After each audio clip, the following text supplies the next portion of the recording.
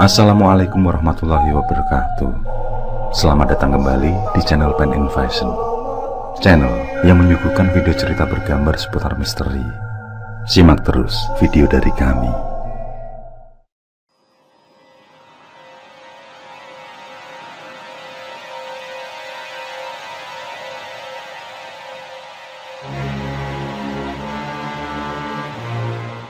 Sebelum hutan bakau di Desa Pasir Putih, Kecamatan Pangeran Susu dibuka menjadi lahan pertambangan udang, kawasan ini terkenal sangatlah angker.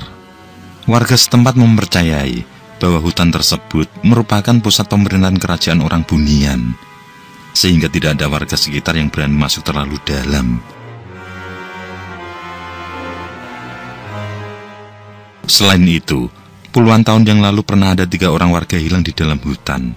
Mereka adalah Alif, Munaf, dan Rusmin. Mereka sehari-hari bekerja menebang kayu untuk dijadikan arang. Mereka bertiga memang keras kepala, tidak pernah menurut apabila dinasehati.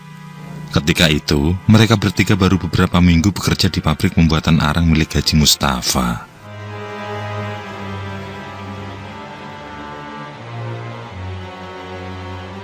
Hari Jumat yang semestinya libur, namun Alif, Rusmin, dan Munaf berangkat ke rumah Haji Mustafa. Mereka memutuskan tetap bekerja dan menebang pohon bakau di hutan.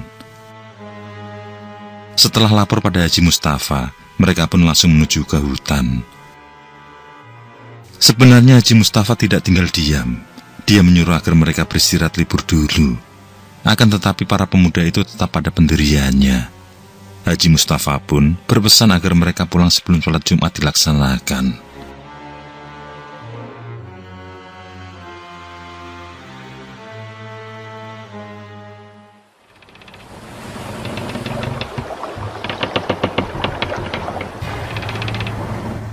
Mereka bertiga menaiki sampan menyusuri sungai memasuki hutan bakau. Pesan Haji Mustafa agar pulang sebelum jam 12 siang tidak mereka indahkan. Bahkan ketika hari telah senja, mereka tidak juga kunjung pulang. Kabarnya, hutan bakau itu dihuni buaya air asin yang sangat ganas. Selain itu, di dalam hutan bakau juga dipercaya menjadi hunian ular besar dan panjang, yang ditakuti oleh para pencari kayu.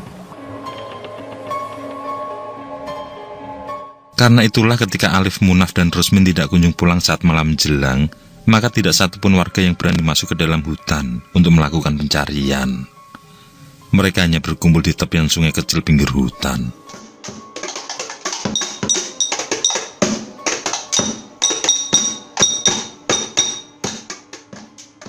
Hingga larut malam, ketiga pemuda itu tidak muncul juga dari dalam hutan.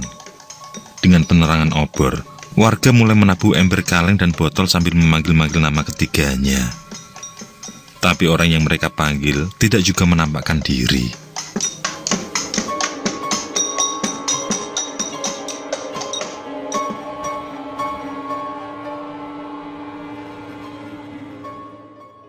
Datu Selempang, seorang dukun dari desa sebelah pun didatangkan.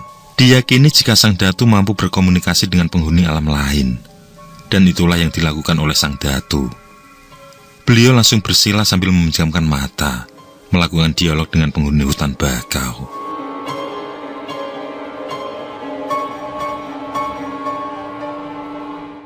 Setelah beberapa saat beliau kembali membuka mata, kemudian memberi penjelasan pada pihak keluarga serta warga yang masih berkumpul.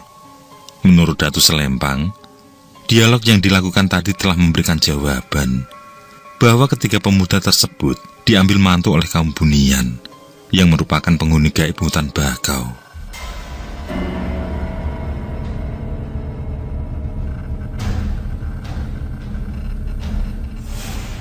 Hal ini terjadi karena mereka bertiga tertangkap basah ketika sedang mengintip gadis Bunian yang sedang mandi di sungai. Yang mana hal itu merupakan pantangan di negeri Bunian.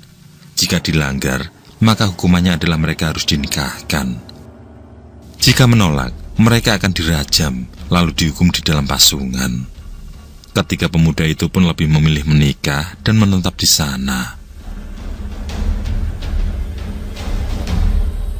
Semenjak hilangnya ketiga pemuda itu, ada pantangan apabila masuk ke hutan tidaklah boleh seorang diri, tapi harus ada kawan dan tidak boleh berjumlah ganjil. Pantangan ini pun secara turun-temurun dipatuhi.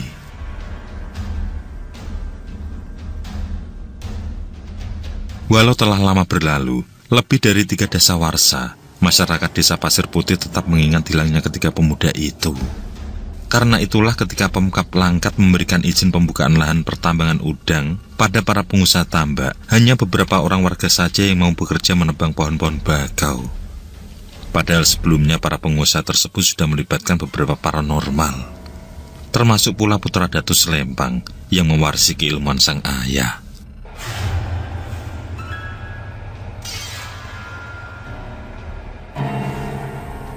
Sebelum pembukaan lahan, diadakanlah kenduri selamatan dengan menyembelih 7 kambing bandot berbulu hitam.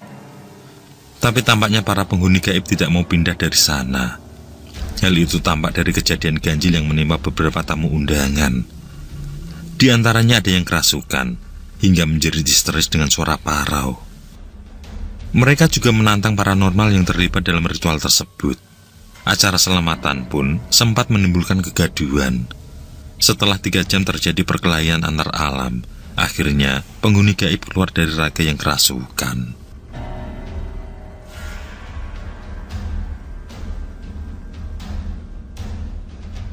Intinya, sosok gaib tersebut tidak bersedia dipindahkan, karena sudah ribuan tahun mereka tinggal di sana. Dan menurut putra Datu Selempang, perjanjian telah dilakukan dengan kaum Bunian, yakni sosok yang menentang keras jika diusir dari sana. Perjanjian tersebut tetap memberi tempat pada mereka, dengan syarat tidak boleh mengganggu siapapun juga. Ternyata ada juga pantangan yang tidak boleh dilanggar oleh para pekerja tambak, yakni tidak boleh mabuk-mabukan, bermain judi, dan tidak boleh menebang habis semua pohon bakau. Karena itulah, para pekerja tambak yang didatangkan dari luar daerah diingatkan agar mematuhi peraturan tersebut.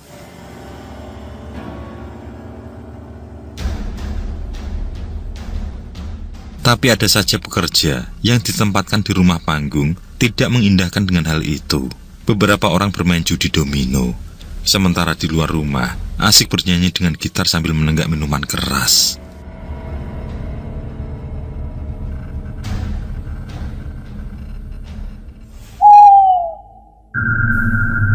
Menjelang larut malam terjadi sesuatu yang tidak masuk akal. Lampu petromah yang tergantung di tengah ruangan, tepatnya di atas mereka bermain judi, mendadak padam.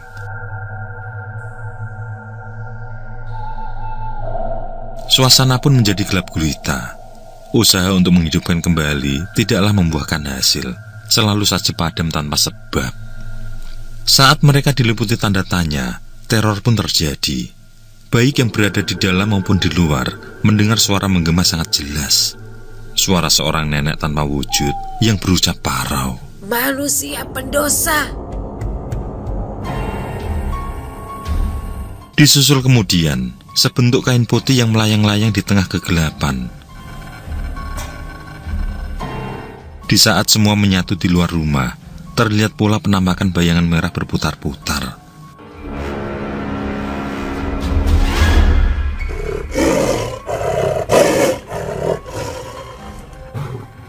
Yang diiringi suara binatang aneh yang sangat menyeramkan. Mereka menjadi ketakutan atas apa yang terjadi. Menjelang subuh, barulah keadaan kembali membaik. Teror demi teror hilang dengan sendirinya. Dan semenjak kejadian itu, tidak ada seorang pun pekerja tambak yang berani bermain judi serta menenggak minuman keras.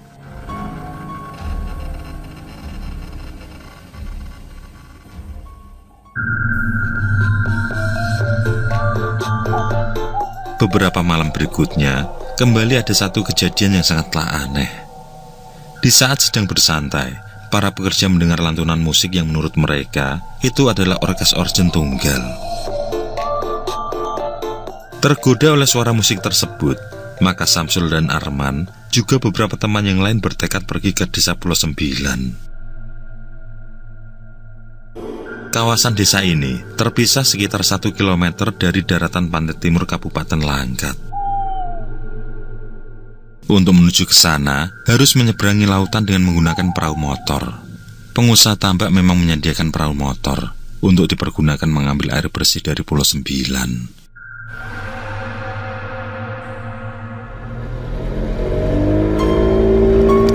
Malam itu, perahu motor pun meluncur kencang menyusuri sungai kecil menuju muara. Suara musik organ tunggal yang diperkirakan dari Pulau Sembilan ternyata keliru. Suara itu justru berasal dari tengah hutan bakau. Yang setahu mereka, tidak ada perkampungan di sekitaran sana. Setibanya di muara sungai, mereka melihat perairan Laut Pulau Sembilan ramai hilir mudik perahu motor penuh sesak membawa penumpang menuju lokasi hiburan.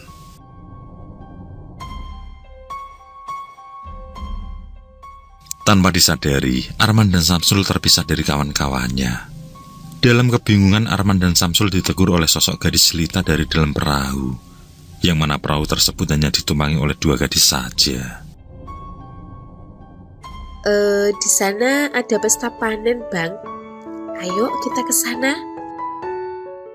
Ucap salah satunya. Arman dan Samsul sejenak terkesima melihat kecantikan sosok tersebut. Selama bekerja di tambak, mereka belum pernah melihat gadis cantik itu di Pulau Sembilan. Mereka hanya mengangguk, lalu bergabung dalam satu perahu.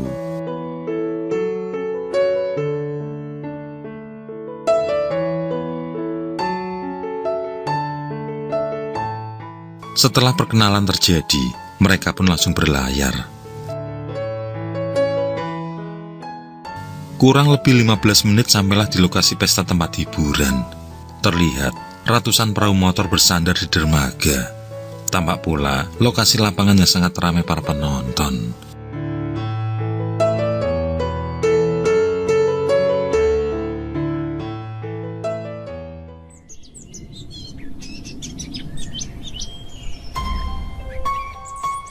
Pada pagi harinya, terjadi kehebohan atas hilangnya Arman dan Samsul. Ratusan warga desa Tanjung Pasir yang hanya berjarak 3 km dari pertambakan bergabung dengan puluhan pekerja ikut melakukan pencarian. Mereka ikut arahan para pekerja yang semalam juga mendengar suara musik organ tunggal. Namun setelah menyusuri anak sungai menuju muara laut, orang yang dicari tidak juga ditemukan. Penyisiran pun dilakukan berulang di tempat yang sama, termasuk di hutan bakau, namun tidak membuahkan hasil.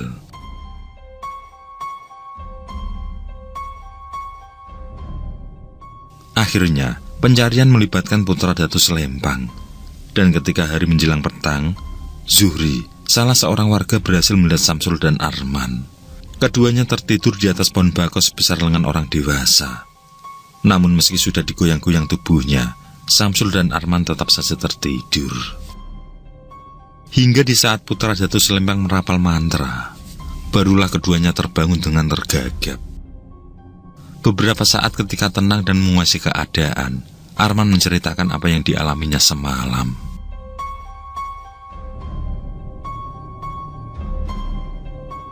Kalian berdua telah masuk ke alam sosok Bunian, ucap putra Datu Selempang. Setiap daerah memiliki kepercayaan tentang seseorang Bunian ini. Di daerah Bengkulu, orang Bunian disebut Sebabah, yang merupakan satu bentuk yang mirip dengan manusia. Hanya saja mereka bertubuh kecil dan berkaki terbalik. Lebih ke pedalaman lagi, ada juga kisah tentang makhluk gugua, yang mempunyai perawakan berbulu lebat, pemalu, serta suka menirukan tingkah laku dan perbuatan manusia. Konon pada zaman dahulu, makhluk ini bisa ditangkap dengan sebuah perangkap. Di sisi lain, ada juga yang mempercayai tentang kisah perkawinan makhluk ini dengan penduduk lokal, bahkan sampai memiliki keturunan. Di Gunung Sebelat, Taman Nasional Kerinci, orang Bunian dipercaya sebagai komunitas manusia hutan. Masyarakat sekitar menyebutnya Uhang Panda.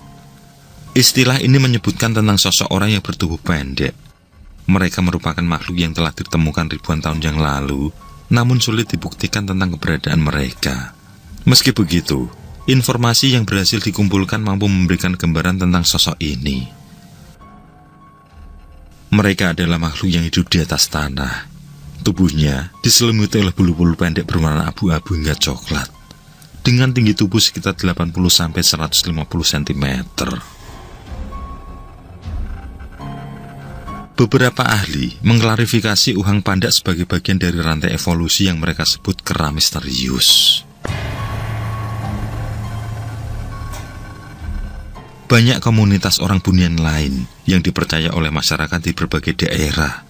Sebagian mempercayai bahwa orang Bunian bukanlah komunitas sosok makhluk halus, namun sosok kerdil yang mirip manusia. Namun dari kisah raibnya Alif, Rusman, dan Munif, serta apa yang menimpa Samsul dan Arman, beberapa pihak meyakini bahwa sosok tersebut adalah bagian dari sosok tak kasat mata. Yang pasti, dunia masih menyimpan misteri tentang sosok kaum Bunian.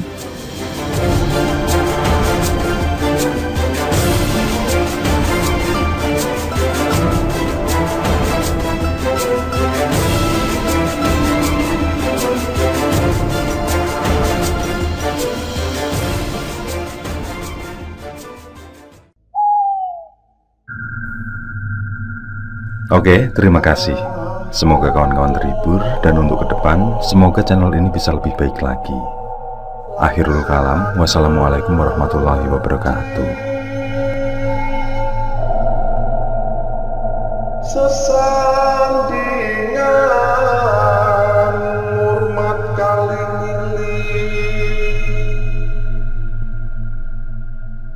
lakukan di pungkasane